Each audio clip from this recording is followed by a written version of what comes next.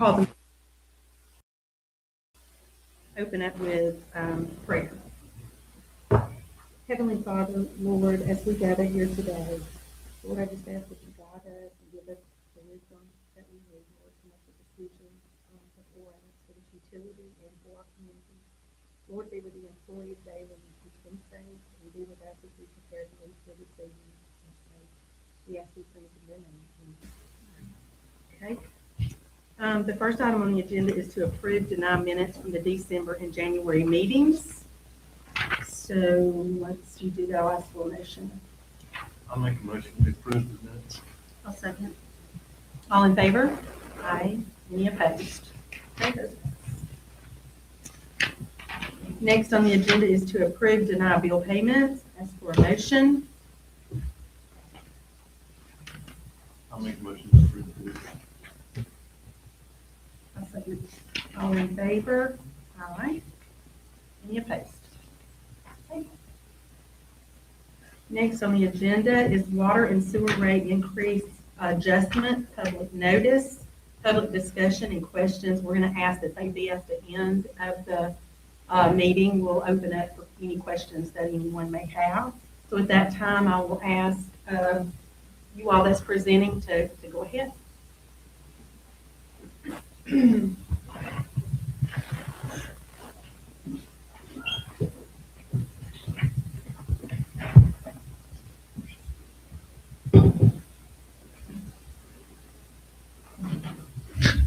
Good afternoon. My name is Jeffrey Nelson. I'm the general manager for Helena Utilities.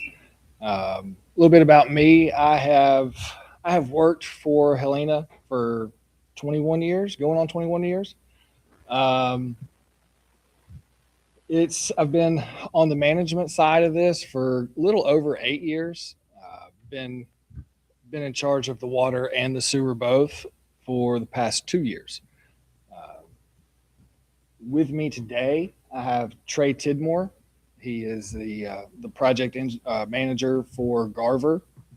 Me and Trey have worked together for past 13 years, so we're very familiar with one another, and we talk to each other probably more than we do our wives. But so we've been able to get a lot of things done over the course of those 13 years. So we're going to kind of hop off into this. Over probably the next 25 minutes or so, we're going to discuss the following. Why is this rate adjustment study necessary? What will this rate adjustment fund? What's the new rate adjustment and how will it be implemented? And like Ms. Rhonda said, we'll kind of save all questions for the end and kind of address all that we can at that point. So why is this rate adjustment study necessary? So I guess before we move forward, let's kind of take a look back. Prior to this past November of 25, the city and the utility was ran by the same person, which was the mayor. The mayor was elected and also appointed as the chairman or / manager of the utilities. And I mean, I'm not placing fault to them for the situations we're in. They did the best they could when you have to straddle a fence and make decisions that cover both areas. Because we have an income that comes in through ratepayers and things of that nature, not tax-based, a lot of times everything was done to the betterment of the city, kind of to the detriment of the utilities. To kind of sum it up in the best way. What this separation has allowed us to do when the board and the council got together and approved that we would stand alone. What that's allowed for us is opportunities to ultimately do what is best for the utilities, and by utilities, that includes our ratepayers. We've pushed the envelope on a lot of infrastructure needs for a really, really long time. So we have now been provided the opportunity here to move things forward. So the utility board is charged with providing safe water, treating the wastewater for the city. It's a lot that goes into that. It through compliance and everything else that we have to meet, it is getting tighter and tighter. With us, I'll introduce everybody. The chair of our board is Miss Rhonda Lewis. We have Charlie Roberts and Miss Kim Ray. Again, I'm Jeffrey Nelson, your general manager of utilities. And also we have our water department, which is Hunter Lindsay, who's here.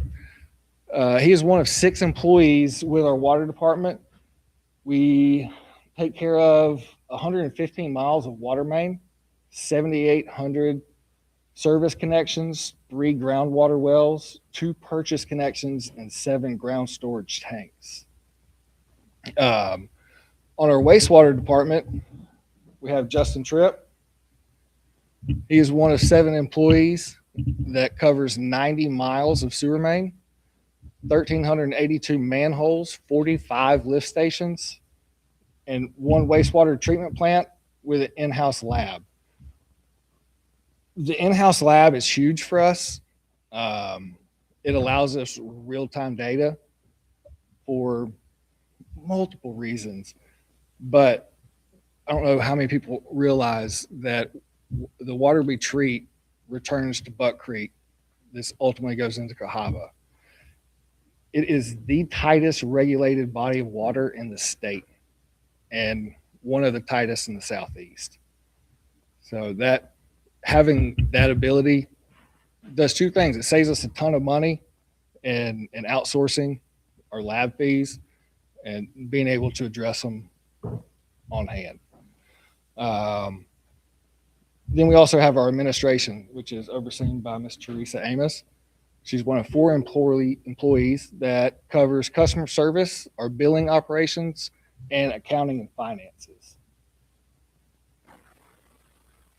Over the past 20 years, the cost of running and maintaining our utility have drastically increased, but our rates have not kept pace. This chart is going to show you that. The solid line is our revenue, and cost of running it is the cost of service is the other one. You can see the drastic change. This is ultimately led by the cost of materials, the cost of chemicals, the cost of employees, which is also drastically changed, and power, which everybody in this room has felt that here of late. Our customers are predominantly residential users, so our presentation today will be focused on residential rates and the impacts. On the water side, we are 91% residential users with a 5% commercial and 4% irrigation. On our wastewater side, we are 96% residential and 4% commercial. Back in 2013, we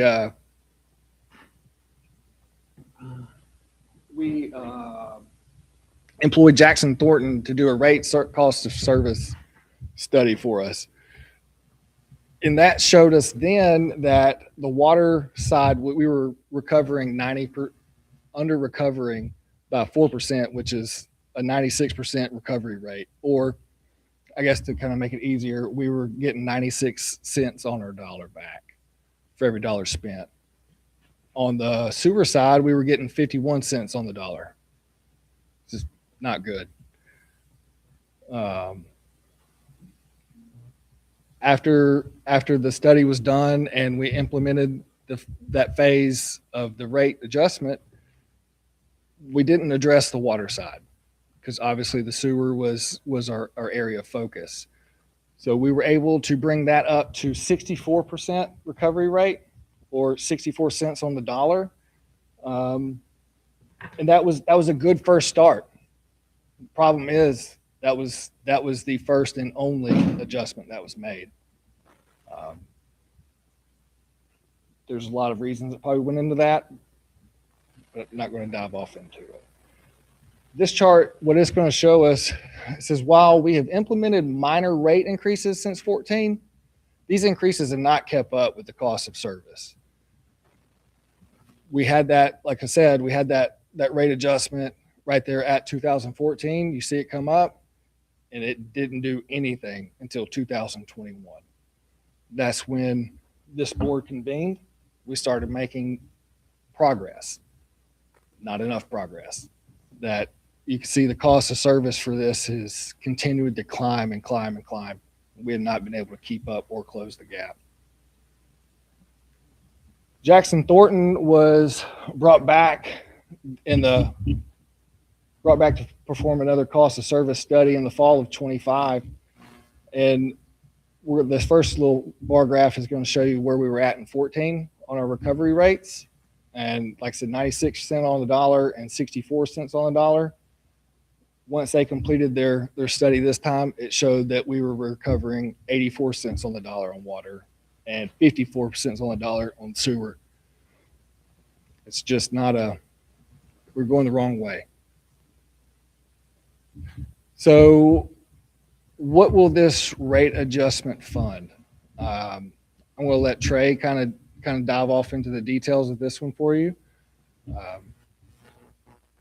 Trey. Thank you, Jeffrey. As Jeffrey mentioned earlier, my name is Trey Tidmore. I'm a project manager with Garver. Provide consulting services to utilities across Alabama, and I've worked with Jeffrey and Helena Utilities now for right around 13 years. So let's talk a little bit about what this rate adjustment will be able to fund. So to assist with the cost of service study, Garver worked with Helena Utilities to create a 15-year capital improvements plan. So this 15-year plan was really a high-level study, capital improvements planning, to do it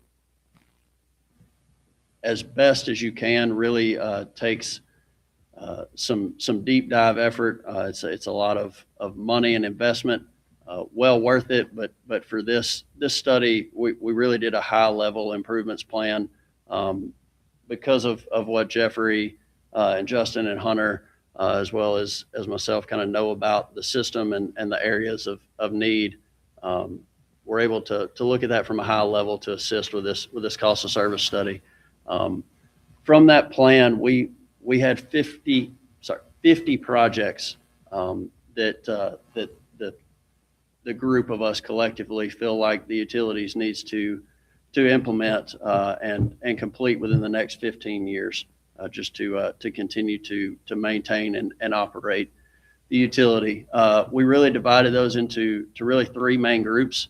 So that first being deferred maintenance. So as Jeffrey mentioned previously, where you could see the revenues coming in versus the cost of service, and the gap between there. To be able to continue to run and maintain the utility, there were projects that had to be deferred that could not be funded due to that gap in revenue. So those deferred maintenance projects are ones that there are major issues that have had repairs made to them, but not complete replacements or complete overhauls of those systems. Of those 50 projects, there are about 15 of those that would fall under this deferred maintenance category that are in need of work today. There's another group of regulatory requirements. As Jeffrey mentioned, the discharge from the wastewater treatment plant, that treated effluent, is discharged into Buck Creek. And so those regulatory requirements for that effluent are not going down. They're not going up. They're only going to continue to go down. And so just stricter regulatory requirements is going to require upgrades to those treatment processes to make sure that they're continuing to maintain that level of service that is required. Then the final group, probably the largest group, is end of useful life projects. So across a lot of the system, the assets, the pipelines, pumps, various pieces of equipment, they are nearing or have already exceeded their useful life, what those assets are designed for their lifespan.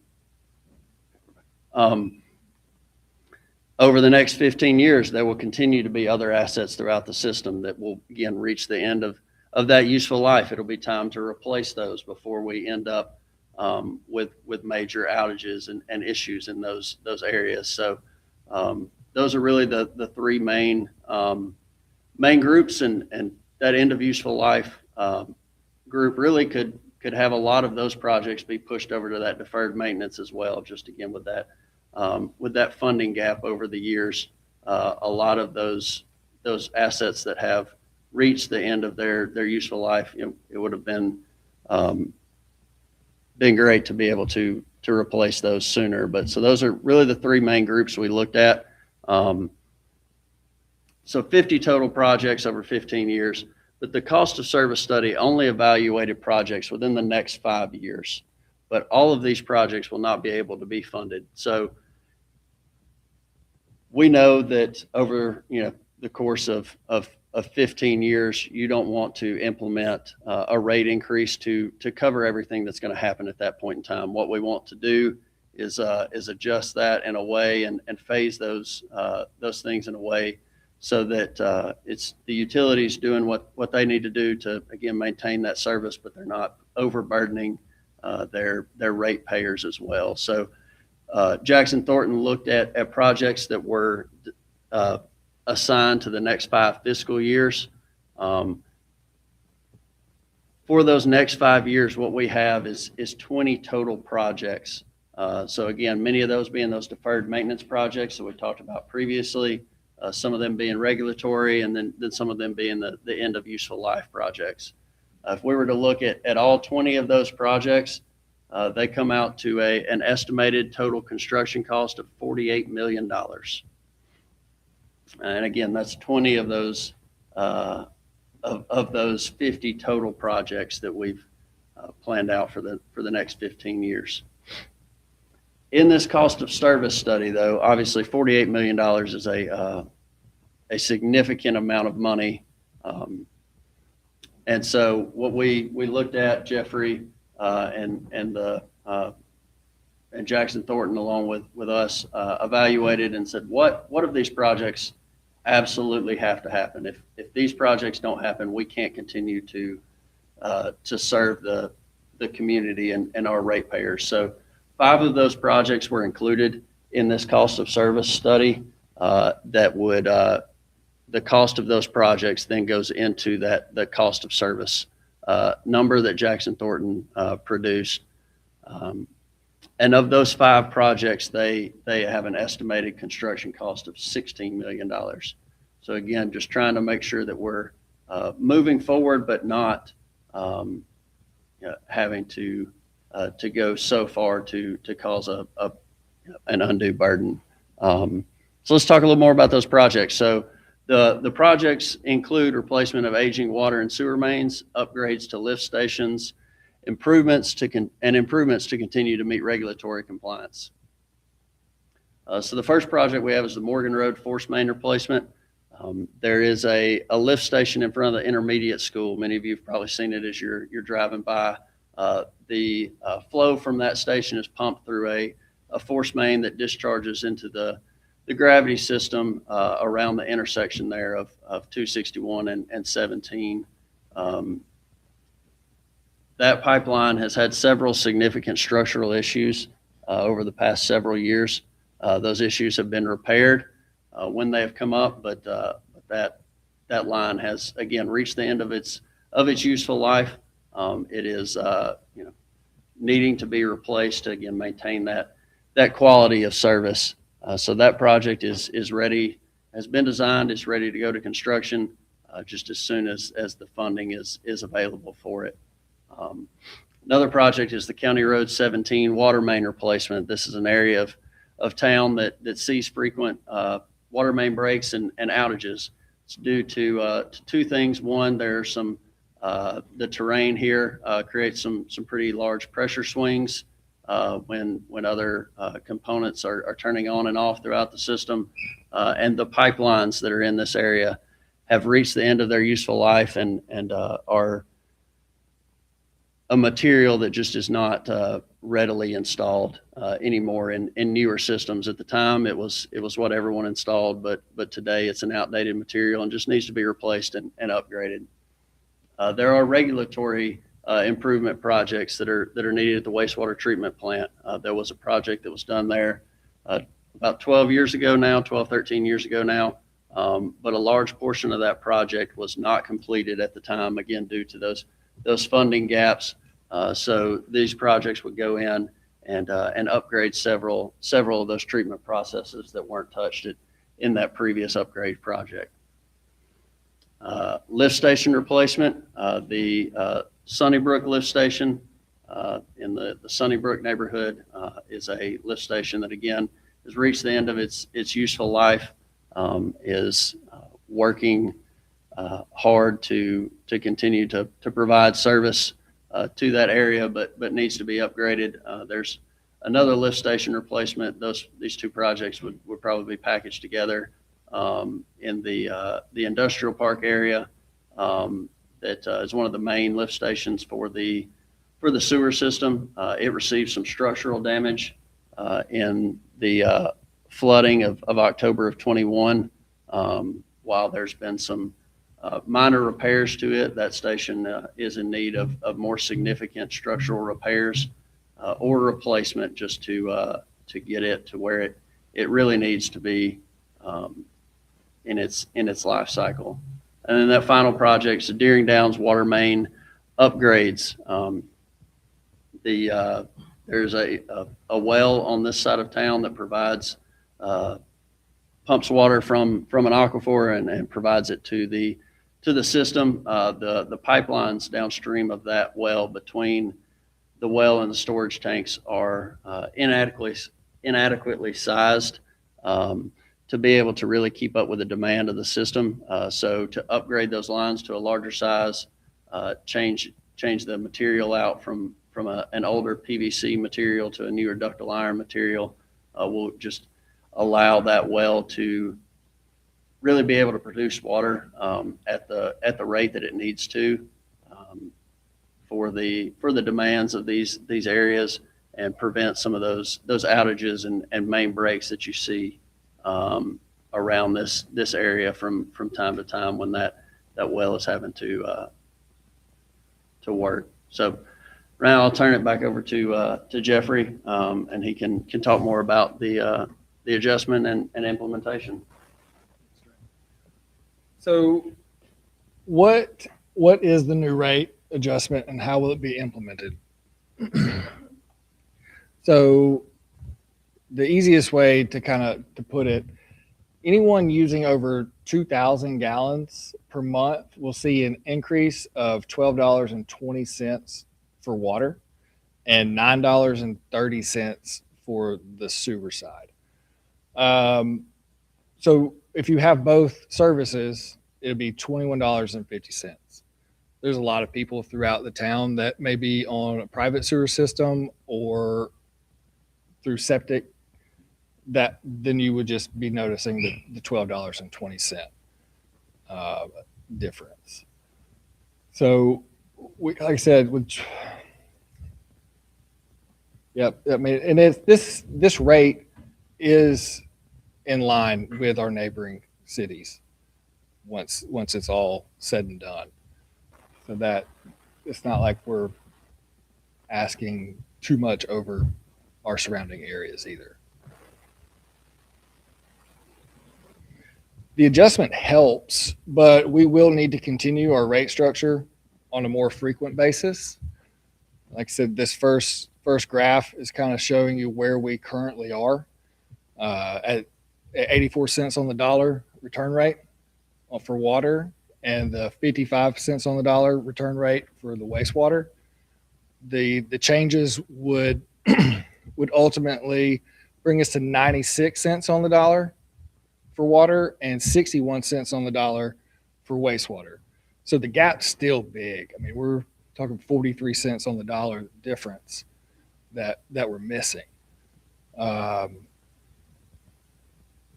So these rate changes is something that is going to need to continue because, like Trey said, we're taking something that needs $48 million, we're consolidating it down to 16. Doesn't mean that the rest of those 15 projects don't need to happen. Those projects are also very important. We have, like I said, we are working with Jackson Thornton. They did this year. They'll be back in 2 years and 2 years after that to make sure that everything that we're doing is more predictable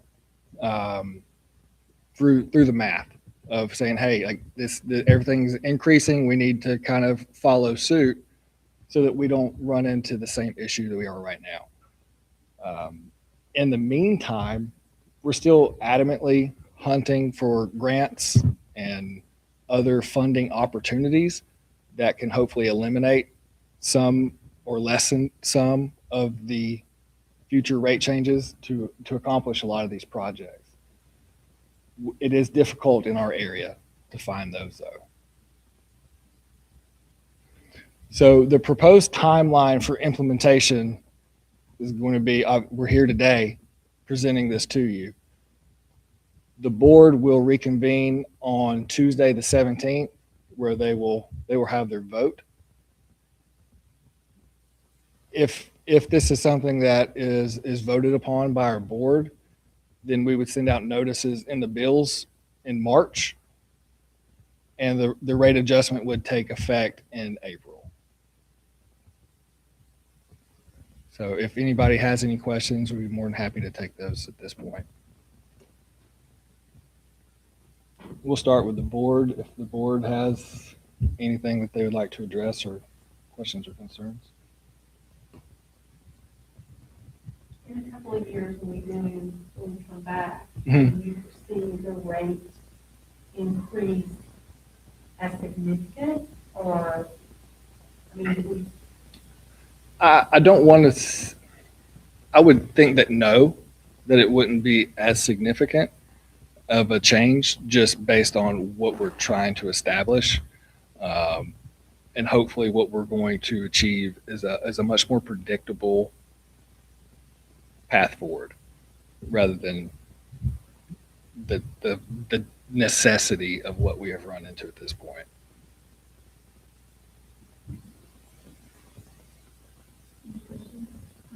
I think we mentioned at one point, we do have a lot of people in fixed income. Most people in the city of Helena do okay. But if there is that person that needs assistance, will there be options available for that? It is a plan that we have kind of put the bones to. It's not anything that I have like a full set structure yet. But it is something that I have put together to bring in front of y'all that we can try and work through and see if there's something that can be established in that manner.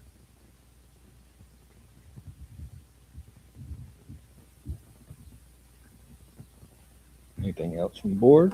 Also wanted to Sure. clarify too. We went over this. This is for projects that want to make people. This isn't going for raises, new trucks, new, all that stuff. I mean, it's going to fill a lot of buckets, but Yeah. this is primarily for, I mean, anytime that you're going to add money to your system, then it's going to allow you availabilities to do other things as well. Right. So, no, like what this does not include anything that is new expansions. This is strictly based upon the needs of our current infrastructure and the aging difficulties thereof. But no, like this is not intended for trucks, raises, things of that nature. However, the environment that we are in with employees, like these aren't run of the mill people. In order to achieve a wastewater license, you're doing something. It is a field that is dwindling. I think the last time I checked, there was 3,400 wastewater operators. Or no, I'm sorry. there's 3,400 operators in general of water and wastewater in the state. 700 or so of those were of grade 4 wastewater. They are not, they're not easy to obtain. They are not cheap to keep. You have a good group of people. It is expensive to have professionals of this in your house. It's very important to have that. It's the same thing on the water side. Like the more people that understand how this goes, I mean, we're not looking for people who just run a shovel. Like we want people who, we're small outfit here. So everybody wears a different hat, and I need them to all be able to do every job that we have. I mean, I think that's a good point to make. The necessity of quality employees is critical. Mhm. And the reality of things, if we don't have those people, you can go to jail. Yes. Yeah. It's me on the line here. I think we do have a big group, and yes, like, it's a hard group to keep. I think we really want to focus and make sure that in the next 5 years, we can show that this Oh. money, that these projects have been Well served. completed and done. Yes. I think that's Yeah, where, yeah, like, we've got good people that have quality systems, and they Correct. deserve that too. Correct. Not just the ratepayers and the residents Yeah. deserve quality service. Yeah. And it's like I stated earlier, that is our sole job, is to provide clean, safe drinking water and return it, to the standards in which we have to.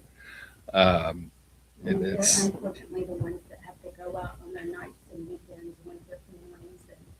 most of the time that'll be Hunter right here. He'll be the one that's scrambling around town, shutting valves and Digging holes. Yep. No, that's no precedent. no. This past year we had to dig up 43 mains. And that goes This- into overtime, paying overtime, takes money. Correct. So it is busy. we have questions from the board. Any questions? Anyone? I have a question. Sure. Just out of curiosity, kind of get more context on the return on dollars spent. Mhm. In a vacuum, the sewer return to 3%. Is that a good value when system upgrades like this? Like, is 100% solvency the goal, or is that just like? 100% solvency would be fantastic. I think it's gotta be impossible. Like, I don't No. know. That's what I'm saying. Currently it is not. Not unless you want the citizens to run me out of town. We can make it happen, but ain't nobody gonna be happy about it. Right. So, but no, it is a good first step forward, and that was a huge struggle, sitting at the table with the rate study consultants of finding out what it is, like what is the step we're going to take. And 3.5 hours later, we were able to go, hey, I feel like we have to take a step forward. Is it the step that needs to be taken? No, but we have to look out for our ratepayers as well. So this initial step, and like I said, with the goal of predictable steps thereafter, is going to help us achieve that. Yes, sir. Great presentation, thank you. Yes, sir. Appreciate it. Thanks for letting us ask questions. My question is, how does the board and the community and the city work together to enhance or improve our system? So what are we charging the customers with, just money? So if you have, say, a pump grinder, is there a discount for you on the wastewater bill? Previous administration said no in no uncertain terms. But if there are folks who have capacity to reduce the stress on the system, aren't we rewarding them? Putting a reduction in the gray water bill, a pump. Two, as a citizen, if we've got a great mechanism to communicate with citizens, it's everybody's bill line. I think that briefly needs to go out of that but you need to put an age on the system that we're replacing. So take, for example, Warden Road. Yes, sir. How old is that? Was that put in when the school was put in, or was that put in before the school was put in? And I think that would help you negotiate this requirement easier with the community. Sure. Because I don't know. And, you know, some of Yeah. y'all been here longer. I've only been here 4 years. So, Right. but that's 4 years in July. So I've got a long way to go. Yeah. But since I've been here, we probably added 1,000 homes to the footprint. We've added the Indian Valley thing to the footprint. So I hear we're going after the current infrastructure. You know, with the current infrastructure, plus the life cycle for the investment. So it's 48 million, 5 projects plus. How long would that program last? Or will we have to repair these systems before we get to the end of our 50 project? I feel like there's some things that are going to have a different life cycle than others. And a lot of it is going to depend on the environment in which the asset is located. Anything that touches wastewater is highly corrosive. It chews things up. So those things are going to get replaced more frequently. I feel like a life cycle on a pump in a lift station should be 15 to 20 years. But that's depending on how many stop starts you have, what's feeding into it. But all of those things are ultimately going to depend on the growth of your city. The more that you're pushing through that station, obviously, the harsher that environment's going to be. So it's kind of a hard question to answer when we talk about what should the life cycle of it be. There's some things that will get replaced and rehabbed, but that's going to depend upon growth and the conditions. Thank you. Mhm. So what the board knows, before they vote on $48 million increase, increase for this $48 million, will the board be told how long this infrastructure repair will last? In other words, will they make an informed decision? Oh. On how you're applying that, and they have the ability to say, I looked at this, I understand it's going to take that system out, this new system that is 10, 15, 20 years, and then just make sure that we communicate that back to the citizens. Because right now, the city thinks we're just having a rate increase. So, trying to help, but also trying to say, hey, the folks who Sure. have the ability to help the city with their own personal system, shouldn't we give them some credit?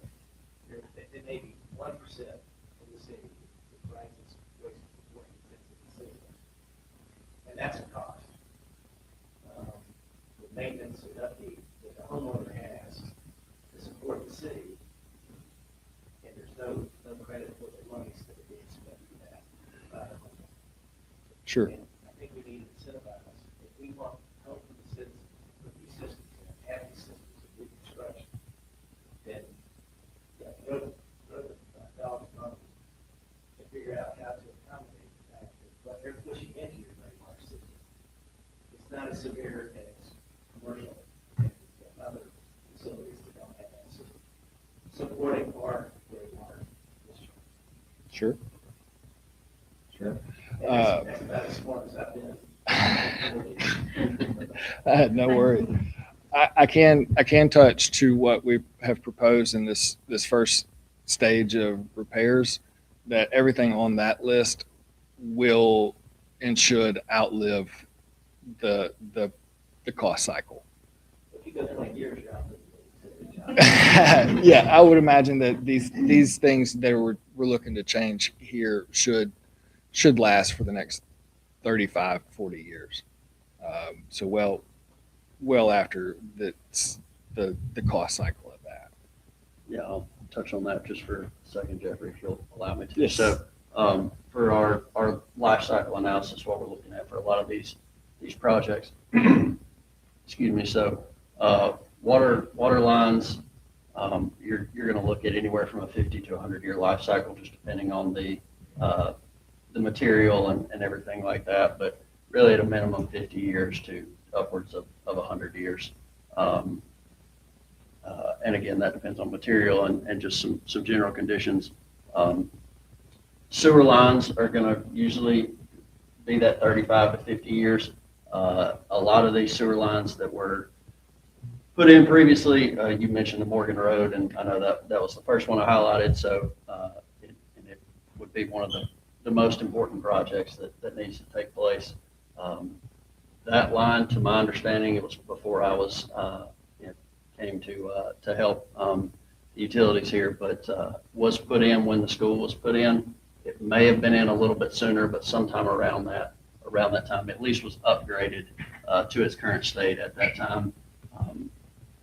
One thing that goes on there is that, so the school's 20-ish years old, maybe a little. 20, well, no, probably 25, 26 years old. So it's getting close, even if things were great. Since the school's been built, Riverwoods, Old Cahaba, those subdivisions have continued to expand.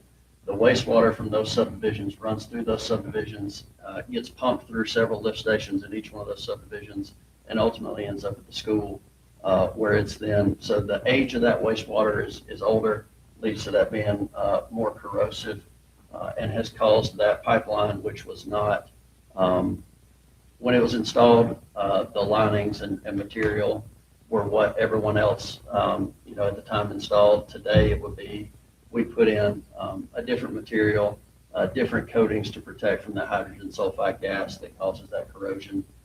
So to hopefully extend that lifespan to that 50 or, longer year lifespan, whereas today you're getting a little bit shorter lifespan from that just because of the way things were installed. Still good engineering practice at the time. We've just learned and grown over the years to develop new methods and materials. Pumps, water side, again, going to last a little bit longer, as Jeffrey mentioned. Wastewater pumps, that 15 to 20 years is what you'd love to see from a life cycle. On the water side, 30 to 40 years, just depending on maintenance and how you're able to maintain them and how long they're running every day. So sizing those properly is a huge component to that. Your main structures, again, 50 to 100 years, just, if everything's constructed as it should be. And so everything on this project list, the 5 projects and that $18 million that were included in the study, the $20 and $48 million that were initially looked at and then had to be pared down, and even the 50 projects, and I don't have the 66. the total million, the total dollar number of that. 66. Was it for all 50 was 66. So looking at that, and that's again in today's dollars. So over 15 years, you're going to see inflation, but I can't predict that and what that actual cost will be. But in today's dollars, around $66 million in improvements.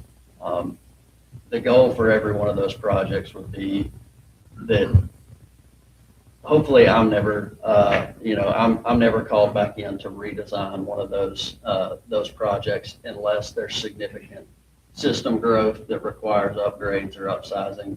That again is not included in this study or scope. This was only looking, this is not asking anybody to pay for new developments or anything like that, expansions of the system. It's only to maintain, upgrade what's currently in the ground, what's currently operational. But the goal is for that, for nobody in this room to hopefully ever have to adjust any of those again. Yes, sir. Well, lastly, I have seen that gentleman sitting at the Coal Mine Road pumping station down the road for years. So all the employees here, I appreciate it. We appreciate that. We are a really, really good group of people. It's probably the best group that I've worked with in my 21 years. I'm very proud of each and every one of them.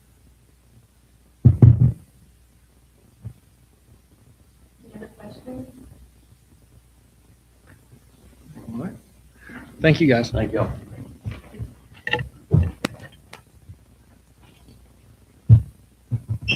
I'll let you have any other updates. Yeah, I think I'm good. Okay. Any other questions from the board or not? I'll take a motion to adjourn.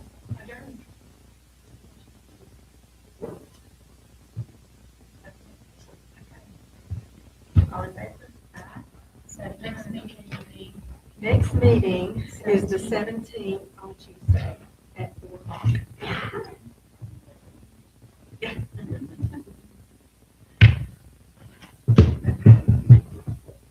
Thank y'all.